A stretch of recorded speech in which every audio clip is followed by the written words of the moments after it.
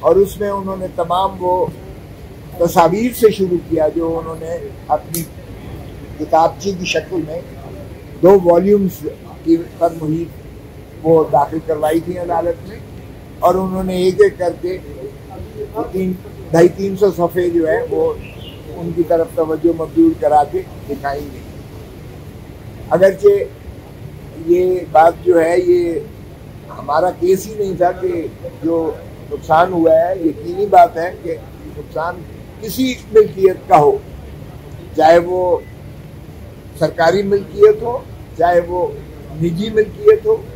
چاہے وہ فوجی تنصیبات کی ہو، جو بھی جرائم کا ارتکاب ہوا ہے، ہمارا بالکل یہ کیس نہیں ہے کہ ان کے نقصان یا وہ جو قانون جس چیز کا متقاضی ہے ان کا مواخذہ نہ کیا جائے۔ باہر کیف اٹارنی جنرل صاحب نے آج پروفیشنل انداز میں اپنا موقف پیش کیا، اور یہ خوش آئند بات تھی کہ آج کوئی ایسا اعتراض نہیں تھا جس میں طوالت کی بو نظر آتی ہو۔ تو باہر کیف جب اس معاملے میں جب وہ دکھا رہے تھے تو چیف جسٹس صاحب نے استدلال کیا کہ اس میں آپ مختلف مراحل ہیں جن پر ہم چاہیں گے کہ آپ اپنا جو ہے وضاحت کیجیے گا، اور پھر انہوں نے اس کا اعادہ کیا کہ کل جو بات کی تھی جس کو کچھ ہمارے دوستوں نے غالباً یہاں بھی کچھ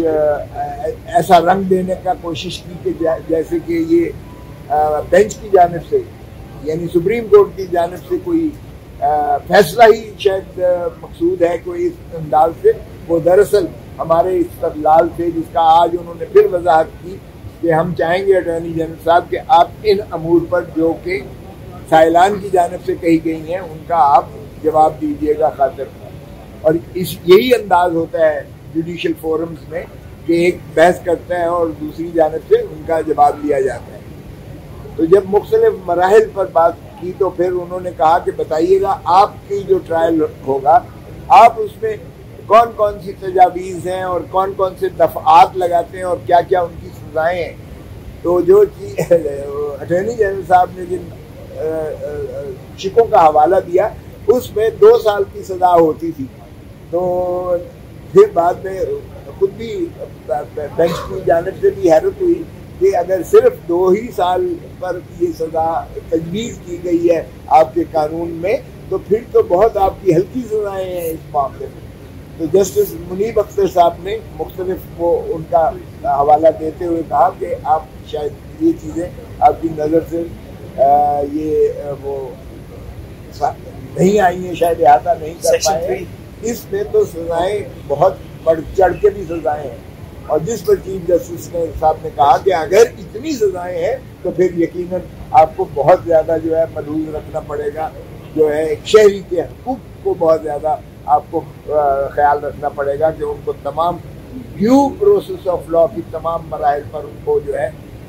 موقع ملنا چاہیے کہ وہ اس کا اپنا دفاع کر سکیں۔ اس پر جو ہے بات ہوئی کہ اپیل کا بتائیے گا کہ اپیل کا آپ کا کیا خیال ہے۔ تو اپیل انہوں نے کہا کہ یہ ترمیم کر کے آرمی ایکٹ میں دفعہ 130(1) میں رکھا گیا ہے، اور وہ انہی کے اپنی ہائرارکی میں ایک میجر جنرل اور ان کے ساتھ بریگیڈیئر بیٹھ کر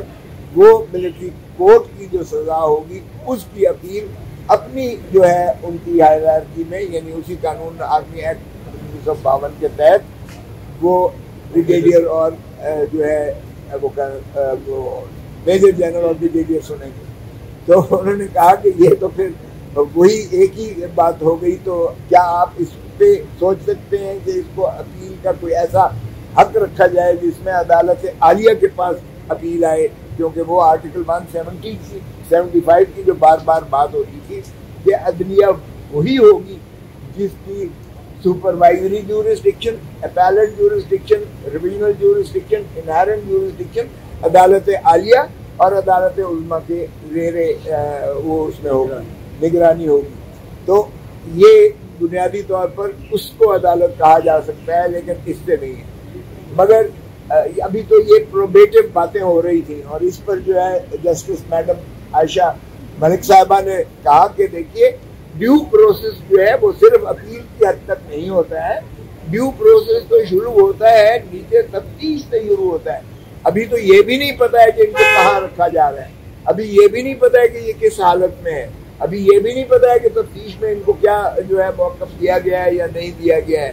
تو اگر یہ سارا چیز جو ہے فلاڈ ہو تو پھر ڈیو پروسیس کہاں سے ہو گیا؟ تو پھر اپیل کی تو مانا کوئی اتنا نہیں رہ جاتا۔ اگر بنیاد ہی غلط ہے تو پھر اس پر عمارت بھی غلط ہی ہوگی اور استبار وہ نہیں رہ سکتی ہے اس پر۔ تو اس لیے یہ تمام چیزیں آج ہوئی ہیں، اور اس پر جو ہے اٹارنی جنرل نے کہا کہ میں جو ہے انسٹرکشنز لے لوں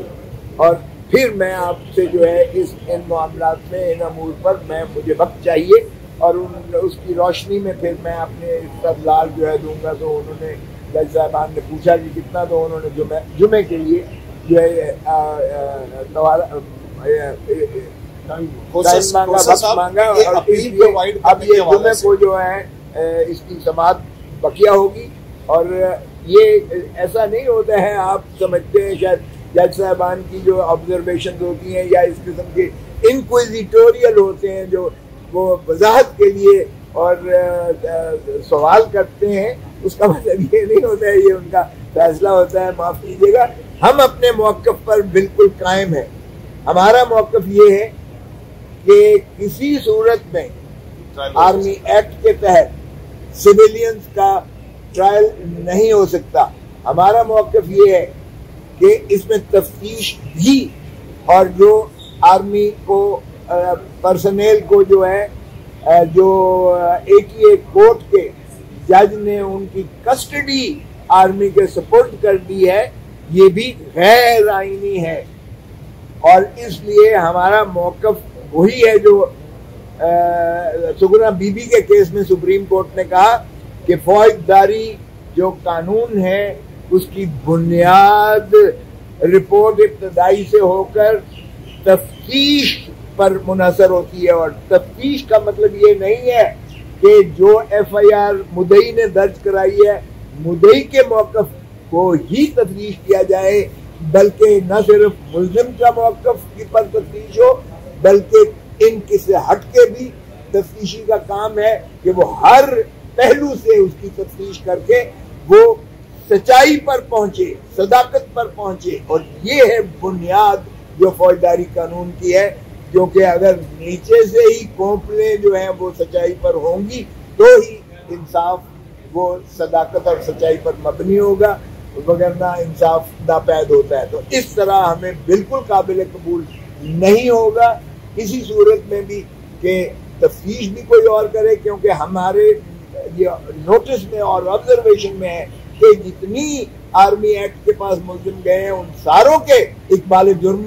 ریکارڈ ہوئے، اور اس اقبال جرم کی بنیاد پر ان کو سزائیں ہوئی ہیں۔ اور ظاہر ہے اگر اقبال جرم ایک ملزم کا جوڈیشل کنفیشن آپ لے کے جاتے ہو تو اپیل میں کیا ہونا ہے، وہ اس پہ مکھی مارتے اور اوپر تک ہائرارکی میں اس کو کوئی انصاف نہیں ملے گا۔ سو یہ ڈیو پروسیس کی بھی نفی ہوگی، اور ہم سمجھتے ہیں کہ یہ نہ عدالت اس کو کہا جا سکتا ہے،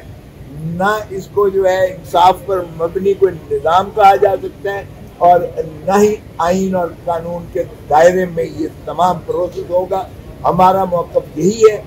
کہ یہ ان کا سویلینز کا یہ انویسٹیگیشن سے لے کر اور ٹرائل کی ہائرارکی جو ہے آپ نہ سول عدالتیں کریں، اس کی بالا ترین عدالت سپریم کورٹ۔ میں مختصراً کوسا صاحب کی بات کی تائید کرتے ہوئے ایک ایڈیشنل پوائنٹ، اور پھر میں نے ایک اور بات آپ سے پوچھی، وہ یہ ایڈیشنل پوائنٹ یہ ہے کہ انہوں نے وضاحت کر دی بالکل صحیح، لیکن یہ ناظرین آپ کے لیے جو اس کو سمجھنا چاہتے ہیں، مثال کے طور پہ ہم یہ کہتے ہیں یہ آزاد عدالتیں نہیں ہیں۔ عدالت کو آرٹیکل 10A کے تحت فیئر بھی ہونا ہے اور انڈیپینڈنٹ بھی ہونا ہے، یہ ڈیو پروسیس کا حصہ ہے۔ اور انڈیپینڈنٹ یہ نہیں ہے، یہ بیٹھے ہوں گے اگر کرنل صاحب یا بریگیڈیئر صاحب یا میجر جنرل صاحب بیٹھے ہوں گے تو وہ کہاں سے انڈیپینڈنٹ ہے؟ ان کو تو اوپر سے جو حکم آنا ہے ان کا ڈسپلن اور ان کی فوج کی تربیت ہی ہے انہوں نے ماننا ہے۔ اور یہاں کور کمانڈر نے اپنی میٹنگ میں اور فارمیشن کمانڈر نے اپنی میٹنگ میں کوئی 100-150 جنرل یہ بن جاتے ہیں، کوئی یہ انہوں نے یہ فیصلہ کر دیا with the army chief presiding के सबूत इतने ज़्यादा वो ना काबिल तरदीद है जो मिले हैं कि ये सज़ाएँ नहीं हो रही। तो इसलिए ये इंडिपेंडेंट ना अपीलेट फोरम है, ना अगर फौजी वर्दी में बैठा होगा साहब अदालत तो वो इंडिपेंडेंट नहीं है, जो कि बुनियादी हक है। एक और बात मैं करना चाहता हूँ ज़रा इससे मुख्तलिफ, और आप ये देखें कि ये जिन्होंने ये पंजाब की और खैबर पख्तूनख्वा की इलेक्शन नहीं होने दी 90 दिन के अंदर, उस पर क्या नतीजे क्या निकले, आज क्या नतीजा है? एक नतीजा ये है कि सदर अलवी कंटिन्यू करेंगे, जिनके वो खिलाफ हैं कि कंटिन्यू ना करें, वो कंटिन्यू करेंगे उस वक्त तक जब तक उनका पेशरो ही हो जाए, सक्सेसर, उनका सक्सेसर या पेशरो वो इलेक्ट होकर नहीं आ जाता। यानी जब कोई इलेक्शन होगा, जनरल इलेक्शन, उसके बाद वो कोई इलेक्ट होगा प्रेसिडेंट, तो नई असेंबली इलेक्ट करेगी, फिर वो आके इस वक्त तो पंजाब और खैबर पख्तूनख्वा का इलेक्टोरल कॉलेज ही नहीं कम्प्लीट होता जो सदर के इलेक्शन। एक ये इन्होंने सोचा। दूसरी बात जो है वो ये है कि इन्होंने ये भी नहीं ख्याल किया कि जो जब इन्होंने प्रेसिडेंट का किया है तो हाँ सेंसस बेमानी हो गया। सेंसस आप पूछेंगे क्यों बेमानी हो गया, ये एमक्यूएम वालों को जाके बताना चाहिए। बहुत सारी बातें जो हम यहाँ करते हैं ये जाके कोई आर्मी चीफ को बताया कि कानून ये है, उनको गलत बताया जा रहा है, कानून बिल्कुल गलत बताया जा रहा है। अब इसी तरह अब ये देखें सेंसस, ये एमक्यूएम वालों को बताओ अब कोई सेंसस का फ़ायदा कोई नहीं। क्यों नहीं फ़ायदा इसलिए नहीं है कि नंबर एक, सेंसस 2023 में या 24 में हो भी जाता है, सेंसस हो जाता है तो सेंसस के बाद आइन में तरमीम होगी। सेंसस तो मबनी आइन में तरमीम होगी आर्टिकल 50 में। आर्टिकल 50 में इस वक्त आबादी के तनासुर से पंजाब को 141 सीटें मिली हैं, सिंध को 148 को मिला के दूसरी स्पेशल सीट जो इलेक्टेड सीटों में तादाद कमी या इजाफा हो गया, बलूचिस्तान की 19 है। इस तरह ये उसी शुमार सेंसस से, अब सेंसस हो जाता है तो आप फिर भी आइन में तब्दीली नहीं कर सकते क्योंकि 2/3 मेजॉरिटी नहीं है। पंजाब और खैबर के इलेक्शन नहीं कराए गए तो 2/3 मेजॉरिटी नहीं है, 228 बंदे नहीं है, तो वो सेंसस को रिफ्लेक्ट नहीं किया जा सकता आइन में जब तक इलेक्शन ना हो, जब तक नई असेंबली ना आए, जब तक किसी मामले पे, इस मामले पे ही कि आबादी से कितनी सीटें पंजाब में आ जानी है या खैबर पख्तूनख्वा में चली जानी है या कराची में आ जानी है, ये सब जब तक फैसला नहीं होता और ये आइन पे तरमीम नहीं होती आर्टिकल 50, उस वक्त तक ये इलेक्शन ये तरमीम नहीं हो सकती अगर जब तक नया इलेक्शन ना हो और पूरे 342 समय लेना है, 228 से कम है, 180-90 है और वो तरमीम नहीं कर सकते। अगर वो तरमीम नहीं कर सकते तो ये इलेक्शन में